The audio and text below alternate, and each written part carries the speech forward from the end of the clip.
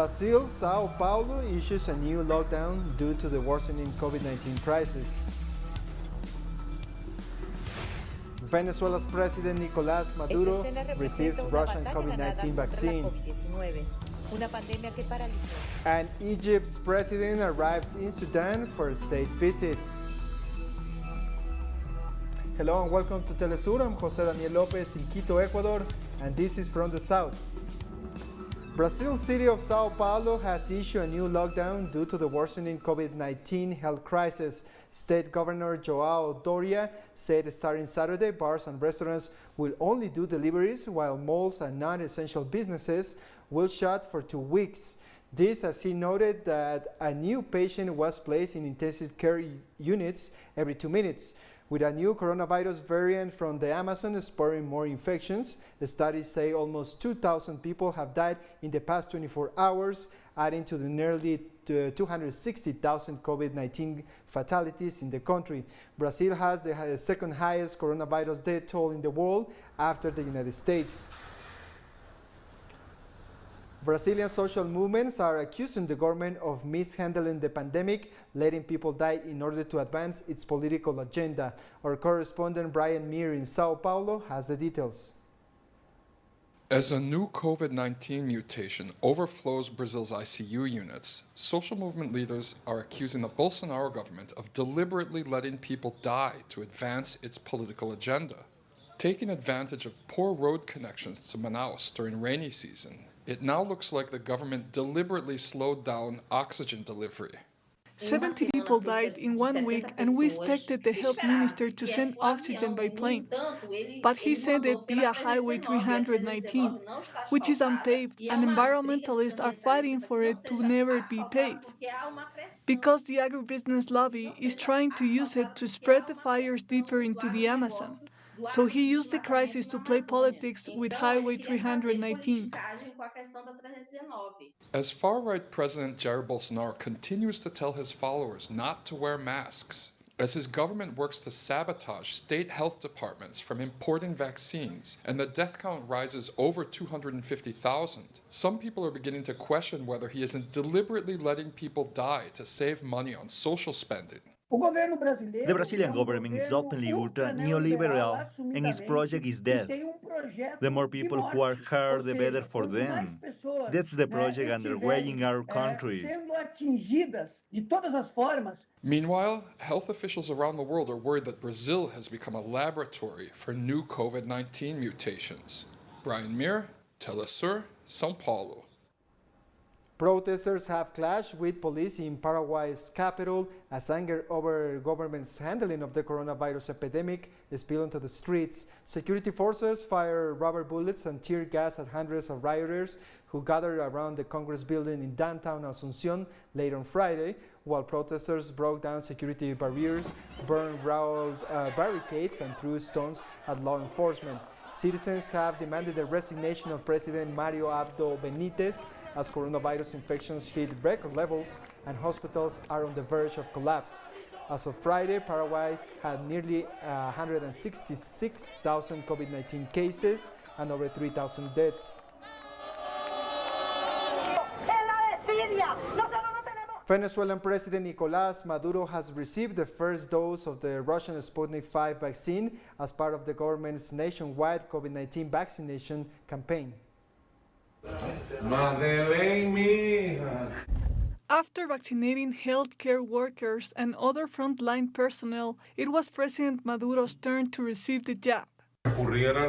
We were waiting for the vaccination of the medical personnel to be done first. And like I said to the people, I am fulfilling my promises. How many batches of vaccine have arrived in the country, President Maduro? We have already received 60% of the purchased Russian vaccines, and we are expected to receive a shipment of Chinese vaccines on Monday. President Maduro got the first dose of the Russian Sputnik V vaccine, which was one of the 100,000 doses that made up the first shipment of vaccines that arrived in Venezuela. Each vial contains enough vaccine to give 5 people their first dose, and after unfreezing, it should be applied immediately.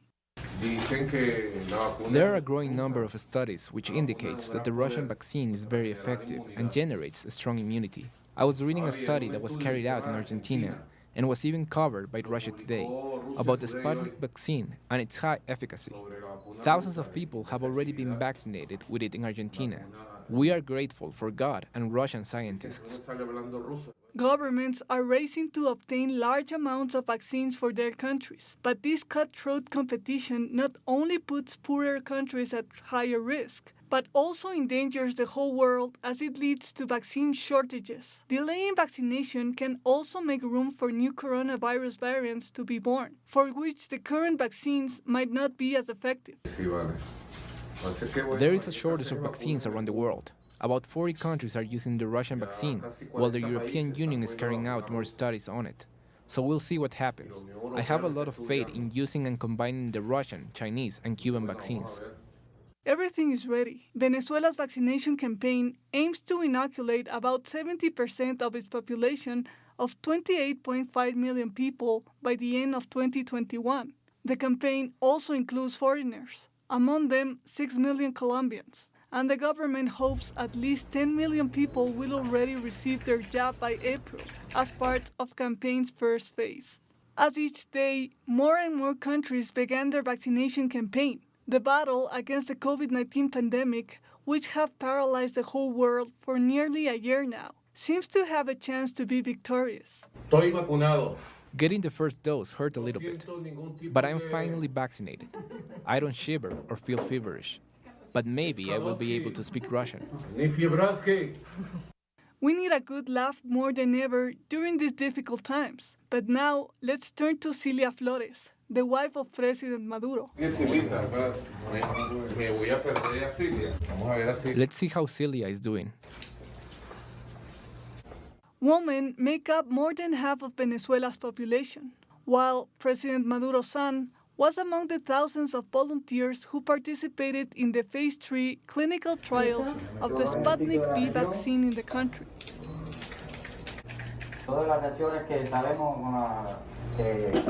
Did it hurt? No, it did not hurt. Cilia is stronger than me. It did hurt a little bit for me, but I feel fine. I just feel a little feverowski. But the illegal economic blockade by the United States has made the purchase of more vaccines very difficult. They have stolen our money. We have been struggling a lot to purchase vaccines. We made an agreement with the Pan American Health Organization and the World Health Organization so that they can order the release of $300 million worth of gold, which is part of the nearly $2 billion worth of Venezuelan gold England currently withholds from us. But these organizations haven't done anything about it yet. However, we are still going to guarantee vaccines for the Venezuelan people. President Nicolas Maduro and his wife Cilia Flores will receive the second dose of the Sputnik V vaccine in 21 days. Meanwhile, a batch of 500,000 Chinese vaccines are expected to arrive in Venezuela on Monday. The country also expects about 10 million doses of vaccine to arrive in the country by April as part of the country's vaccine deal with various providers. We'll take a short break now. Don't go away.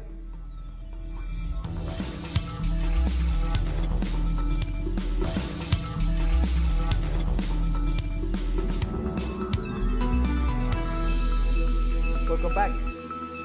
The Afghan intelligence chief prosecutor said that Mahmoud Agha has been killed along with his bodyguard in a suicide bomb attack. Agha was on his way to his office in the southern city of Lashkar when a suicide bomber driving a car full of explosives targeted his convoy.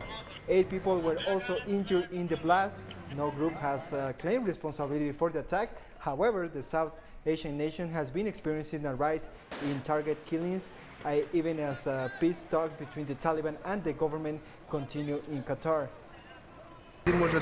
We were driving from this side of the road, and the vehicle which was the target was driving from other side. When my car got here, I heard the explosion. My friend, who was a doctor, got wounded on his face, and I got slightly wounded. Pope Francis has held a meeting with Shiite top cleric Grand Ataloya Al-Sisi in a landmark moment in modern religious history. The two religious leaders met in the city of Najaf early on Saturday, the second day of the first ever papal visit to Iraq. The meeting also marked the first time a pope has met with such a senior Shiite cleric. The 84-year-old pontiff is defying a second wave of coronavirus cases and renewed security fears to make the long-awaited trip to Iraq, aiming to comfort the country's Asian Christian community while also deepening his dialogue with other religions. And speaking during an interfaith service, Pope Francis called for peace and coexistence in the world. Peace does not demand winners or losers, but rather brothers and sisters who, for all the misunderstandings and hurts of the past, are journeying from conflict to unity. Let us ask for this in praying for the whole Middle East. Here, I think especially of neighboring war-torn Syria. Hostility, extremism, and violence are not born of a religious heart. They are betrayals of religion. We believers cannot be silent when terrorism abuses religion. The West Bank city of Nablus has gone back into a complete lockdown after a spike in cases. The city governor Ibrahim Ramadan announced on Thursday a total lockdown for 1 week starting Saturday, which includes a ban on movement of vehicles and closure of all shops and industries. Also on Thursday, Palestine extended its coronavirus-related state of emergency by a month following an increase in confirmed COVID-19 cases. Israel has vaccinated more than half of its population with the first dose, but has so far provided the Palestinian Authority with only 2,000 vaccine doses. More than 2.5 million Palestinians live in the West Bank, with an additional 2 million in Gaza. We did this, the closure of Nablus, due to the high numbers of people infected with the virus in the governorate, which led to the number reaching the red signal, which rings the alarm in the Nablus governorate. So sadly, we had to do this procedure. We know that the closure harms the economy.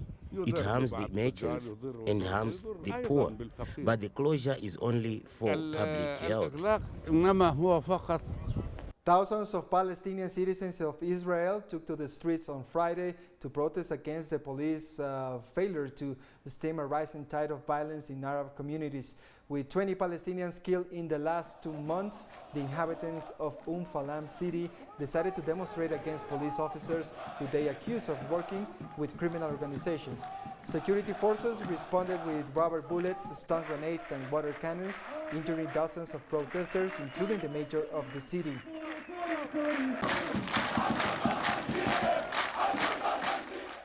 Anti-coup demonstrators in Myanmar have returned to the streets of Yangon a day after a United Nations envoy urged the Security Council to restore democracy.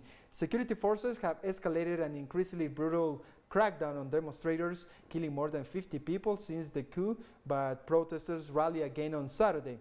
The generals have shown no signs for restraint despite mounting international pressure, including target sanctions by Western powers. The country's vital sectors have been crippled by an ongoing civil disobedience movement, a campaign urging civil servants to boycott working under a military regime.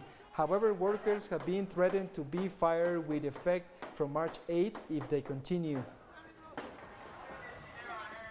Thousands of Indian farmers have blockaded a massive highway outside of New Delhi to mark the 100th day of protest against controversial agricultural laws.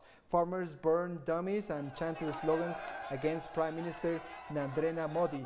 Thousands have hunkered down outside New Delhi's borders since late November to voice their anger over 3 laws passed in Parliament last year. They fear that the legislation signals that authorities are moving away from a system in which an overwhelming majority of farmers sell only the government-sanctioned marketplaces. They worry this leave them at the mercy of corporations that will have no legal obligation to pay them the guaranteed price. This government is being obstinate, but they don't know that this is a community of food-producing people that they are standing against. Whoever has clashed with this community has been decimated in politics. This Modi government is delusional. In the coming days, you will see that this is no longer just a farmers' movement, that it has become a people's movement.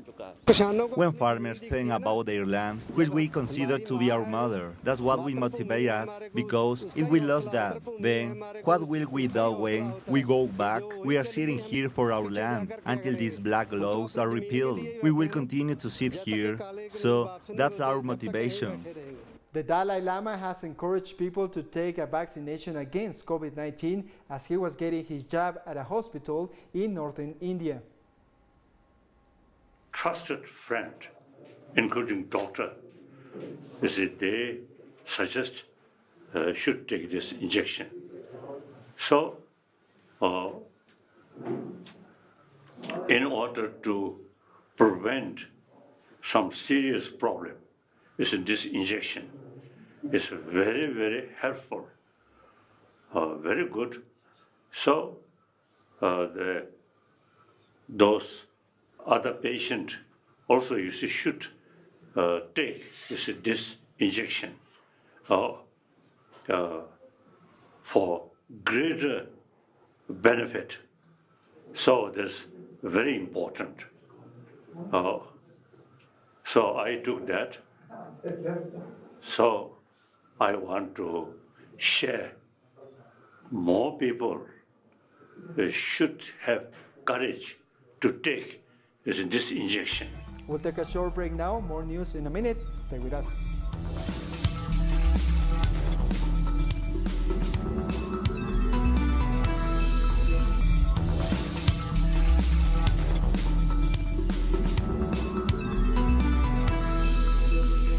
Welcome back.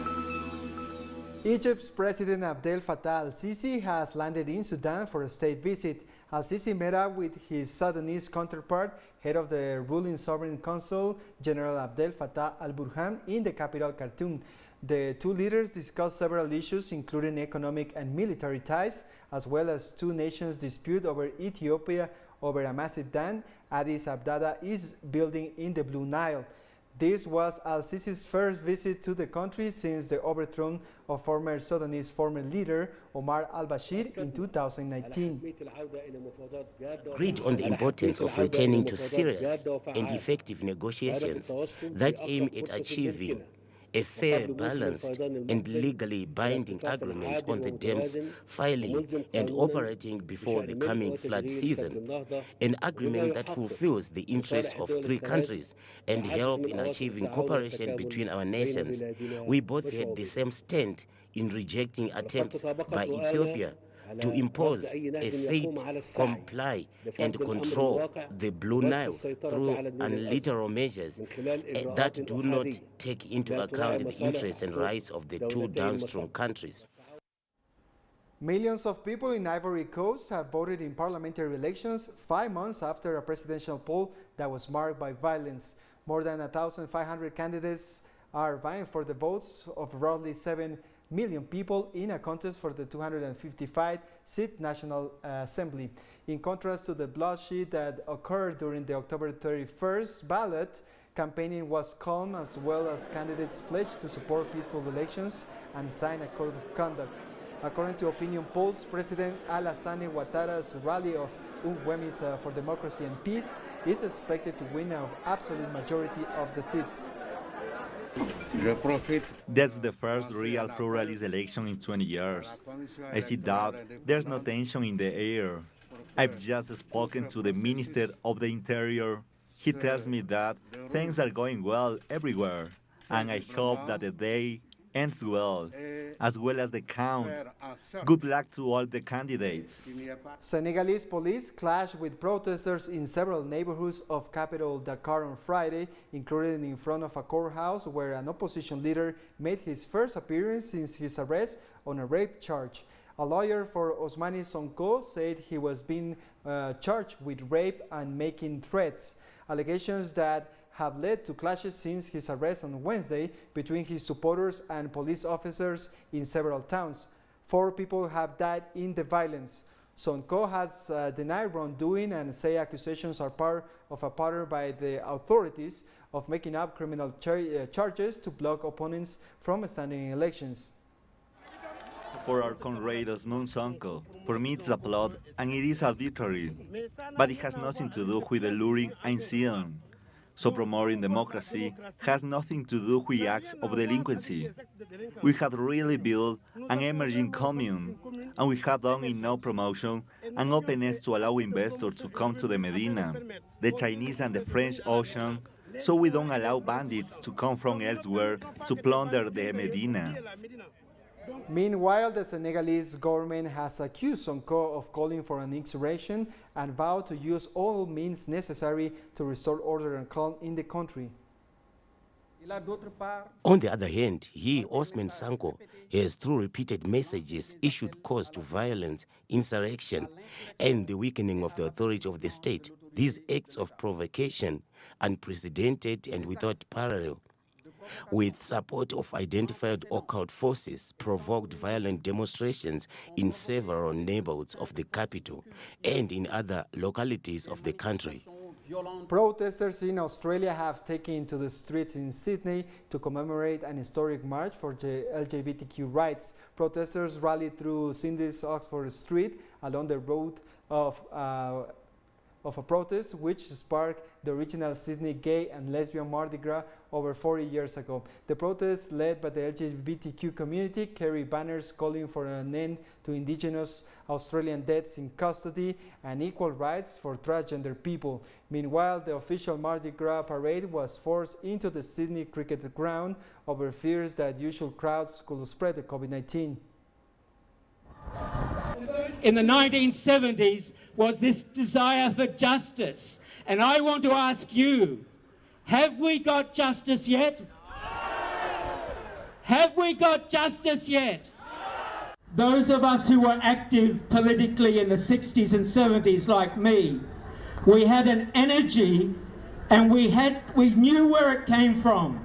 I remember that night when we broke through the cordon of police.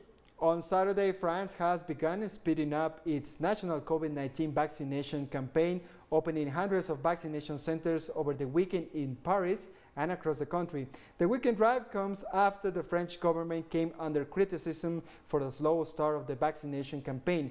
Infection rates have stayed high for several weeks, and various patients currently occupy 71% of the country's intensive care units. The country is still under a national curfew from 6 p.m. to 6 a.m., with additional lockdown measures extended on Saturday to the region surrounding the northern port of Dunkirk. French authorities have reported 88,300 virus-related deaths, one of its highest tolls in Europe. You know that we have 170,000 people over the age of 75 in Paris, and if we don't open on Sunday, it's for one reason. There's still not enough doses. That's all. We were ready to do it every day, even having extended hours. This is the case.